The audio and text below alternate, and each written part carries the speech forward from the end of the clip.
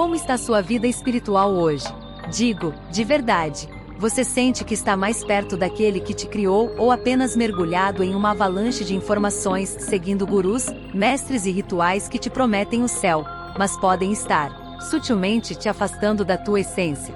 Pode parecer duro, mas essa pergunta precisa ser feita, porque nunca se falou tanto em despertar, e ao mesmo tempo, nunca foi tão fácil se perder.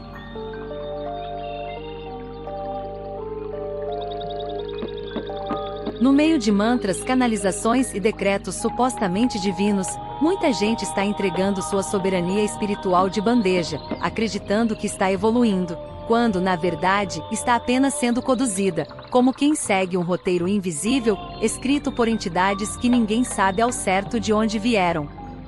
Antes de qualquer abordagem, é bom deixar claro que, apesar de ser um conteúdo provocativo, esse vídeo não veio determinar no que você deve acreditar ou não. A intenção é apenas despertar reflexões e questionamentos. O intuito aqui é abrir uma porta que muita gente tem medo até de encostar. Vamos falar sobre a Grande Fraternidade Branca, e também sobre outros movimentos espiritualistas da nova era, que com uma aparência de luz, podem estar praticando a mais sutil forma de controle. Não é teoria da conspiração, é um convite à lucidez. Porque talvez o que você chama de guia espiritual, seja apenas mais um intermediário entre você e aquilo que só o silêncio pode revelar. O fascínio pela nova era. É óbvio que os mais atentos têm a clara percepção de que o mundo está mudando muito rapidamente. Essa mudança tem afetado muita gente. A nova era chegou com promessas lindas: despertar da consciência, ascensão planetária, contato com seres de luz, canalizações, decretos, afirmações. O oculto nunca foi tão revelado. Tudo muito elevado, muito luminoso. Mas, você já se perguntou qual será a realidade por trás disso tudo? A Grande Fraternidade Branca, um caso emblemático. Tudo começa no século XIX, em meio a um mundo em transformação, o espiritualismo ganhava força, a ciência e a razão confrontavam os dogmas religiosos. E o oculto começava a ser romantizado pelas elites europeias. Nesse cenário fértil para novas revelações, surge uma figura-chave, Helena Petrovna Blavatsky, fundadora da Sociedade Teosófica em 1875. Blavatsky afirmava receber ensinamentos de mestres espirituais elevados, chamados de Mahatmas, seres que já teriam reencarnado várias vezes e se tornado mestres iluminados, e agora atuavam dos bastidores para guiar a humanidade rumo à evolução. Entre os mais citados estavam Moriá e Kotoumi, os precursores do que mais tarde seriam chamados de mestres ascensionados. Através de cartas supostamente canalizadas desses Mahatmas, Blavatsky estruturou sua cosmovisão mística, mesclando elementos do hinduísmo, budismo, cristianismo esotérico e alquimia. Foi ali que os alicerces da Grande Fraternidade Branca começaram a ser desenhados, não como um dogma estabelecido, mas como uma narrativa em construção, que colocava seres invisíveis num trono celestial de autoridade espiritual. Avançamos para o século XX. Os ensinamentos teosóficos inspiram diversos outros movimentos, e é aí que entra um nome decisivo: Guy Ballard, criador do movimento Eu Sou. Nos anos 1930, nos Estados Unidos, Ballard afirmou ter sido contatado por ninguém menos que Saint Germain, agora apresentado como o mestre ascensionado da fraternidade. A partir de então surgem livros, mantras, invocações, retiros e até comandos divinos atribuídos a esses seres. A estrutura vai se expandindo, incluindo novas figuras canalizadas como Lady Nada, Hilarion e outros, compondo um verdadeiro governo espiritual oculto da Terra. É importante observar que essa construção não foi espontânea nem neutra. A cada novo líder ou canalizador, mais entidades eram acrescentadas à hierarquia, muitas vezes moldadas conforme os valores da época ou as crenças pessoais de quem as recebia. O resultado? Um conjunto de deuses modernos, revestidos de luz e promessas, mas profundamente influenciados por visões de predominância europeia, esoterismo elitista e ausência de críticas internas.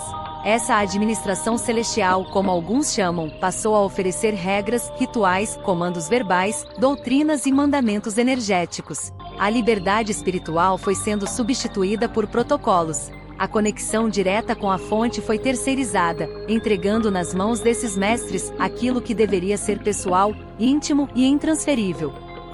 Canalizações em nome desses mestres ditam regras, afirmam verdades absolutas e prometem salvação. Mas, quem validou essa autoridade? Por que quase nenhum desses mestres tem registro histórico confiável? E por que tantos movimentos ligados a essa fraternidade têm uma estrutura quase religiosa, onde questionar é um pecado? Essa é a luz que liberta? Ou a luz que hipnotiza? Você é capaz de perceber? E mais, por que tantos desses ensinamentos colocam os mestres entre você e Deus? 3. Outros movimentos canalizados. Um padrão se repete. Não é só a fraternidade. Outros movimentos canalizados seguem o mesmo roteiro. Acredite ou não, existem grupos de pessoas que garantem receber mensagens canalizadas de povos extraterrestres como os arcurianos que dizem guiar o destino humano. Ou o comando achar que promete resgates planetários, ou ainda os seres pleiadianos com suas mensagens doces, mas dogmáticas. Nesse meio encontramos os mestres ascensionados, que criam rituais e exigem devoção. A promessa é sempre a mesma: ascensão, luz, libertação. Mas o que se exige em troca? Obediência, repetição, submissão, e tudo muitas vezes muito bem disfarçado. 4. A armadilha espiritual, a luz que hipnotiza. Essas estruturas operam com a aparência da luz. Usam palavras lindas, símbolos sagrados, canalizações emocionantes. Mas no fundo, instalam dependência espiritual. Você se torna seguidor de algo que supostamente é superior, mas vai se afastando da tua voz interior, vai esquecendo de desenvolver sua conexão direta com Deus. O Criador não precisa de porta-vozes com nomes galácticos. Ele já habita em você. 5. O silêncio como revolução espiritual. A verdadeira espiritualidade começa no silêncio, na pausa, no abrir espaço para o divino se manifestar, porque é ali que o Criador sussurra. Sem hierarquias, sem rituais, sem nomes compostos. Como disse o próprio Cristo, o reino de Deus está dentro de vós, e nisso você pode acreditar sem medo. É preciso desenvolver o seu discernimento. Sua intuição precisa perceber o que é luz e o que não é. Desenvolver a espiritualidade não pode ser brincadeira. 6. Reflexão final, uma escolha pessoal. Talvez o maior perigo desses movimentos espiritualistas da nova não esteja nas suas palavras, mas na sutileza do controle que exerce sobre almas sinceras que buscam algo maior, um sentido, um significado, porque não há nada mais vulnerável do que um coração que deseja o divino, e justamente por isso, é nesse ponto que as ilusões mais sofisticadas atuam. Quando um ser se apresenta como portador da verdade absoluta, quando exige devoção, repetições rituais, ou se coloca entre você e Deus, ele já está usurpando um espaço que é sagrado e intransferível, o da tua conexão direta com a fonte. E aqui está a grande armadilha: tudo é feito com aparência de luz, com palavras bonitas, símbolos elevados, imagens angelicais. Mas por trás da estética luminosa, existe algo que despotencializa a alma, como se dissesse: você não é capaz de alcançar o divino sozinho, você precisa de nós. E a pergunta que fica é: quem realmente se beneficiaria dessa dependência espiritual? Será que esses mestres estão mesmo nos elevando? Ou apenas nos mantendo em uma nova versão de cativeiro, agora disfarçado de transcendência? E se a verdadeira espiritualidade não tiver rosto? E se o Criador não falar por decretos, nem por entidades, nem por intermediários com nomes compostos e títulos gloriosos? E se a única coisa que ele espera é que você entre em silêncio?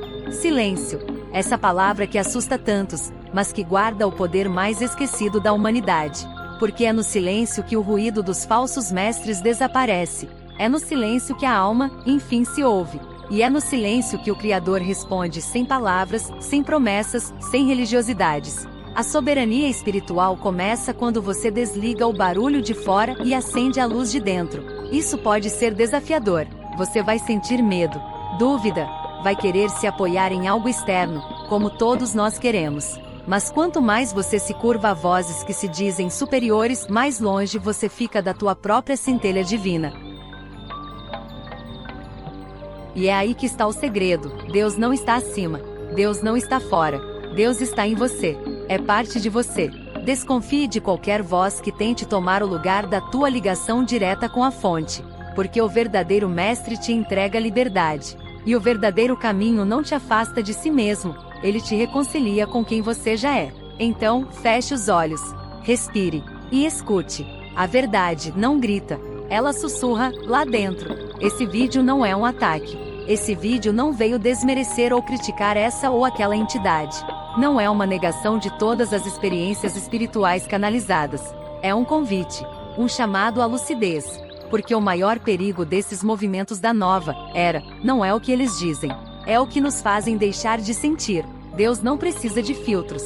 Ele te quer desperto e livre. Então, da próxima vez que ouvir uma mensagem canalizada, faça uma pausa. Sinta, pergunte: isso me aproxima do Criador, ou me convence de que preciso de intermediários? A soberania espiritual começa quando você escolhe a tua própria luz. Não há que vem de fora, mas aquela que já arde em silêncio, aí dentro. Se você gostou desse conteúdo, curta, compartilhe e se inscreva no canal Sintonizando. Aqui a espiritualidade não tem dono, tem consciência.